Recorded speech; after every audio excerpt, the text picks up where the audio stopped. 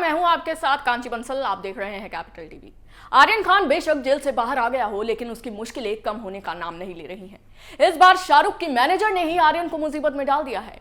Aryan case में नए गवाह ने खुलासा किया है कि शाहरुख की मैनेजर पूजा डडलानी ने गवाह केपी गोसावी के साथ पैसों की डील की और वानखेड़े को फंसाने की साजिश रची। क्या खुलासा किया नए गवाह ने, देखिए इस रिपोर्ट में।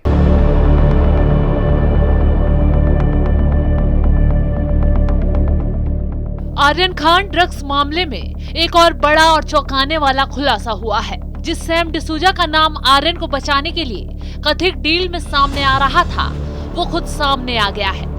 उसने एक टीवी चैनल को इंटरव्यू में दावा किया है कि शाहरुख खान की मैनेजर पूजा डडलानी ने आर्यन को बचाने के लिए केपी गोसावी को 50 लाख रुपए दिए थे, जो सैम डिसूजा ने बाद में वापस करवा दिए थे। डिसूजा का ये भी दावा है कि इस मामले में एनसीबी अधिकारी समीर वानखेड़े का कुछ लेना देना नहीं है और पूरा खेल केपी गोसावी ने रचा था। सैम डिसूजा वही शख्स है जिसके बारे में केपी गोसावी के बॉडीगार्ड प्रभाकर सैल ने मीडिया को बताया था।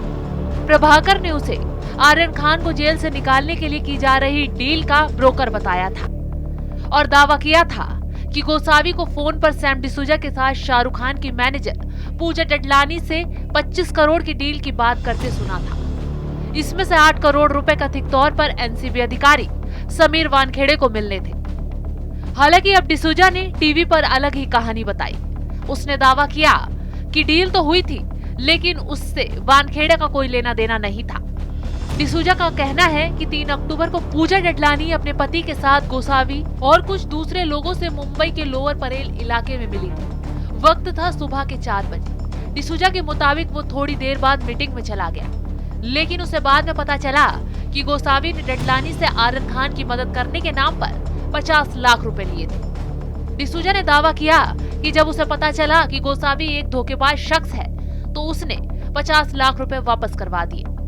यानी कि वानखेड़े को फंसाने की साजिश हुई और नवाब मलिक भी वानखेड़े पर आरोप लगाकर इस साजिश को अंजाम देने तक पहुंचने में तुल गए।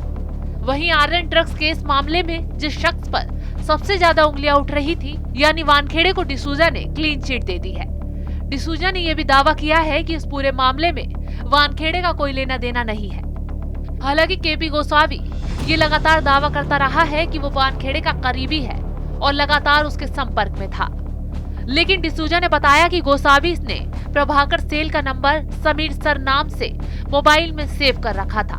वो बात प्रभाकर सेल से करता था, लेकिन लोगों को मोबाइल दिखाकर कहता था कि उसकी समीर वानखेड़े से बात हो रही है। सैम डिसूजा के मुताबिक उसे इस फर्जीवाड़े का तब पता चला जब उसने ट्रू कॉलर ऐप पर इस नंबर को चेक किया। डिसूजा ने यह भी दावा किया है कि उसका क्रूज पर पड़ी रेड से कोई लेना देना नहीं है, जिसमें आर्यन खान और अन्य लोगों को गिरफ्तार किया गया था। यानी कि एनसीबी के गवाह ही बिक रहे थे और साजिश के तहत वानखेड़े को फंसाने की प्लानिंग चल रही थी, जिसका पर्दाफाश हो चुका है।